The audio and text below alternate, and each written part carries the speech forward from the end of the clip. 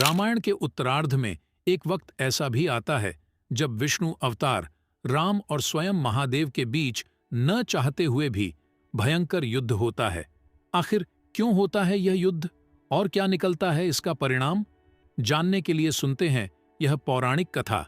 लेकिन उससे पहले चैनल को सब्सक्राइब अवश्य करें और वीडियो को लाइक करें। साथ ही वीडियो अच्छी लगी हो तो अपने दोस्तों के साथ शेयर भी करें।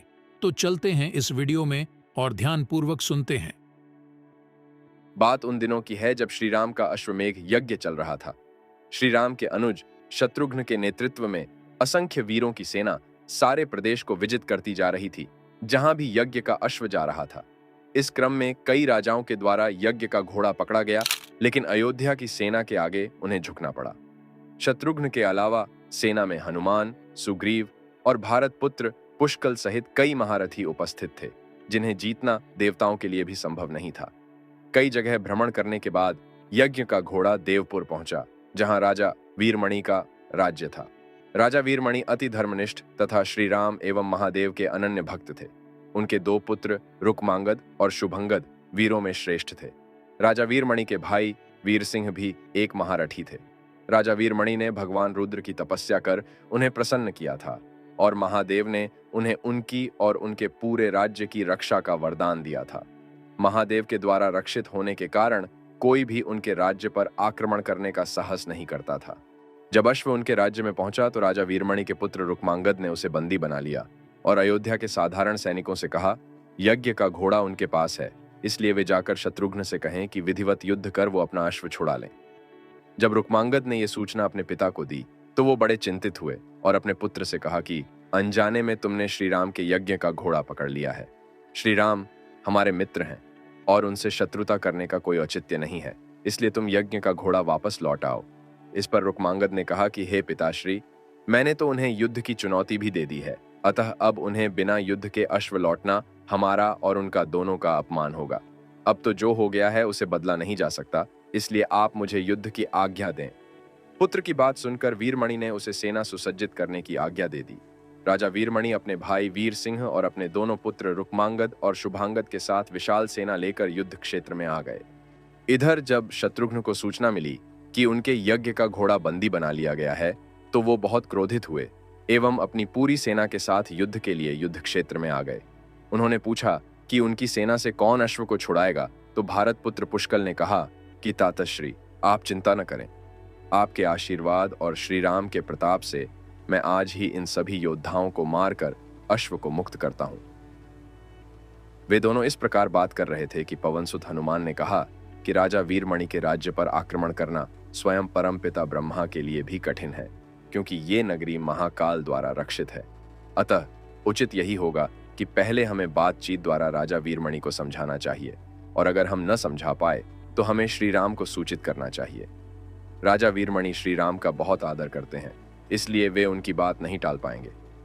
हनुमान की बात सुनकर शत्रुघ्न बोले कि हमारे रहते अगर श्री राम को युद्ध भूमि में आना पड़े, ये हमारे लिए अत्यंत लज्जा की बात है।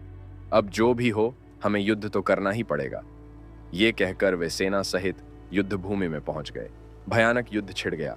भरत पुत्र पुष्कल सीधा जाकर राजा वीरमणि से भिड़ गया। दोनों अतुलनीय वीर थे।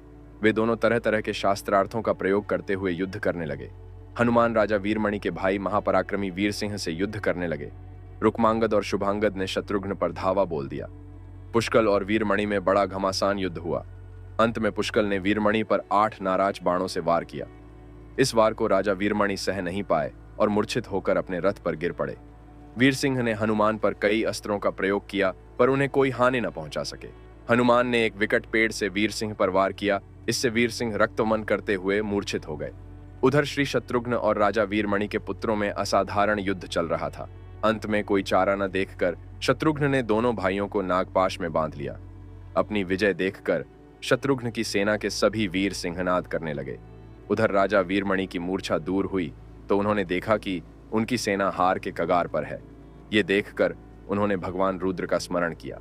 महादेव ने अपने भक्त को मुसीबत में जानकर वीरभद्र के नेतृत्व में नंदी, भृंगी सहित सारे गणों को युद्ध क्षेत्र में भेज दिया। महाकाल के सारे अनुचर उनकी जय जयकार करते हुए अयोध्या की सेना पर टूट पड़े। शत्रुघ्न, हनुमान और बाकी योद्धाओं को लगा कि जैसे प्रलय आ गया हो। जब उन्होंने भयानक मुख वाले रुद्रावतार, वीरभद्र, नंदी, भृंगी सहित महादेव की सेना देखी तो सारे सैनिक भय से कांप उठे। शत्रुघ्न ने हनुमान से कहा कि जिस वीरभद्र ने बात ही बात में दक्ष प्रजापति की मस्तक काट डाला था और जो तेज और समता में स्वयं महाकाल के सामान है, उसे युद्ध में कैसे हराया जा सकता है। ये सुनकर पुष्कल ने कहा कि हे तातश्री, आप दुखी मत हो, अब तो जो भी हो हमें युद्ध तो करना ही पड़ेगा। ये कहता हुए पुष्कल वीरभद्र से, हनुमान नंदी से और शत्रुघ्न भृंगी से जा भिड़े।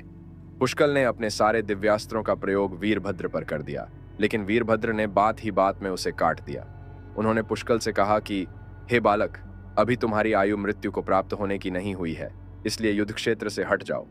उसी समय पुष्कल ने वीरभद्र पर शक्ति से प्रहार किया, जो सीधे उनके मर्म स्थान पर जाकर लगा। इसके बाद वीरभद्र ने क्रोध से थर्राते हुए एक त्रिशूल से पुष्कल का मस्तक काट लिया और भयानक सिंहनाद किया। उधर भृंगी आदि गणों ने शत्रुघ्न पर भयानक आक्रमण कर दिया। अंत में भृंगी ने महादेव के दिए पाश में शत्रुघ्न को बांध दिया। हनुमान अपनी पूरी शक्ति से नंदी से युद्ध कर रहे थे। उन दोनों ने ऐसा युद्ध किया जैसा पहले किसी ने नहीं किया था। दोनों श्री राम के भक्त थे और महादेव के तेज से उत्पन्न हुए थे। काफी देर लड़ने के बाद कोई और उपाय न देखकर नंदी ने शिवास्त्र के प्रयोग कर हनुमान को पराभूत कर दिया। अयोध्या के सेना की हार देखकर राजा वीरमणि की सेना में जबरदस्त उत्साह आ गया और वे बाकी बचे सैनिकों पर टूट पड़े। ये देखकर हनुमान ने शत्रुघ्न से कहा कि मैंने आपसे पहले ही कहा था कि ये नगरी महाकाल द्वारा रक्षित है, लेकिन आपने मेरी बात नहीं मानी। अब इस संकट से बचाव का एक ही उपाय कि हम सब श्री राम को याद करें। ऐसा सुनते ही सारे सैनिक शत्रुघ्न, पुष्कल एवं हनुमान सहित श्री राम को याद करने लगे। अपने भक्तों की पुकार सुनकर श्री राम तत्काल ही लक्ष्मण और भरत के साथ वहां आ गए। अपने प्रभु को आया देख सभी हर्षित हो गए एवं सबको ये विश्वास हो गया कि अब हमारी विजय निश्चित है। श्री राम के आने पर जैसे पूरी सेना में प्राण का संचार हो गया। श्री राम ने सबसे पहले शत्रुघ्न को मुक्त कराया और उधर लक्ष्मण ने हनुमान को मुक्त करा दिया। जब श्री राम, लक्ष्मण और श्री भरत ने देखा कि पुष्कल मृत्यु को प्राप्त हो चुके हैं तो उन्हें बड़ा दुख हुआ। भरत तो शोक में मूर्छित हो गए। श्री राम ने क्रोध में आकर वीरभद्र से कहा कि तुमने जिस प्रकार पुष्कल का वध किया है उसी प्रकार अब अपने जीवन का भी अंत समझो। ऐसा कहते हुए श्री राम ने सारी सेना के साथ शिवगणों पर धावा बोल दिया। जल्द ही उन्हें यह पता चल गया कि शिवगणों पर साधारण अस्त्र बेकार है, इसलिए उन्होंने महर्षि विश्वामित्र द्वारा प्रदान किए दिव्यास्त्रों से वीरभद्र और नंदी सहित सारी सेना को विदीर्ण कर दिया। श्री राम के प्रताप से पार न पाते हुए सारे गणों ने एक स्वर में महादेव का आह्वान करना शुरू कर दिया। जब महादेव ने देखा कि उनकी सेना बड़े कष्ट में है तो वे स्वयं युद्ध क्षेत्र में प्रकट हुए। इस अद्भुत दृश्य को देखने के लिए परमपिता ब्रह्मा सहित सारे देवता आकाश में स्थित हो गए। जब महाकाल ने युद्ध क्षेत्र में प्रवेश किया तो उनके तेज से श्री राम की सारी सेना मूर्छित हो गई। जब श्री राम ने देखा कि स्वयं महादेव रण क्षेत्र में आए हैं तो उन्होंने शस्त्र का त्याग कर भगवान रुद्र को दंडवत प्रणाम किया एवं उनकी स्तुति की। उन्होंने महाकाल की स्तुति करते हुए कहा कि हे सारे ब्रह्मांड के स्वामी, आपके ही प्रताप से मैंने महापराक्रमी रावण का वध किया। आप स्वयं ज्योतिर्लिंग में रामेश्वरम में पधारे। हमारा जो भी बल है वो भी आपके आशीर्वाद के फलस्वरूप ही है। ये जो अश्वमेघ यज्ञ मैंने किया है वो भी आपकी ही इच्छा से ही हो रहा है, इसलिए हम पर कृपा करें और इस युद्ध का अंत करें। ये सुनकर भगवान रुद्र बोले कि हे राम, आप स्वयं विष्णु के दूसरे रूप हैं। मेरी आपसे युद्ध करने की कोई इच्छा नहीं है, फिर भी चूंकि मैंने अपने भक्त वीरमणि को उसकी रक्षा का वरदान दिया है, इसलिए मैं इस युद्ध से पीछे नहीं हट सकता। अतः संकोच छोड़कर आप युद्ध करें। श्री राम ने इसे महाकाल की आज्ञा मानकर युद्ध करना शुरू किया। दोनों में महान युद्ध छिड़ गया, जिसे देखने देवता लोग आकाश में स्थित हो गए। श्री राम ने अपने सारे दिव्यास्त्रों का प्रयोग महाकाल पर कर दिया, पर उन्हें संतुष्ट नहीं कर सके। अंत में उन्होंने पाशुपतास्त्र के संधान किया और भगवान शिव से बोले कि हे प्रभु, आपने ही मुझे ये वरदान दिया है कि आपके द्वारा प्रदत्त इस अस्त्र से त्रिलोक में कोई पराजित हुए बिना नहीं रह सकता। इसलिए हे महादेव, आपकी ही आज्ञा और इच्छा से मैं इसका प्रयोग आप पर ही करता हूँ। ये कहते हुए श्री राम ने वो महान दिव्यास्त्र भगवान शिव पर चला दिया। वो अस्त्र सीधा महादेव के हृदय स्थल में समा गया और भगवान रुद्र इससे संतुष्ट हो गए। उन्होंने प्रसन्नतापूर्वक श्री राम से कहा कि आपने युद्ध में मुझे संतुष्ट किया है, इसलिए जो इच्छा हो वार मांग ले।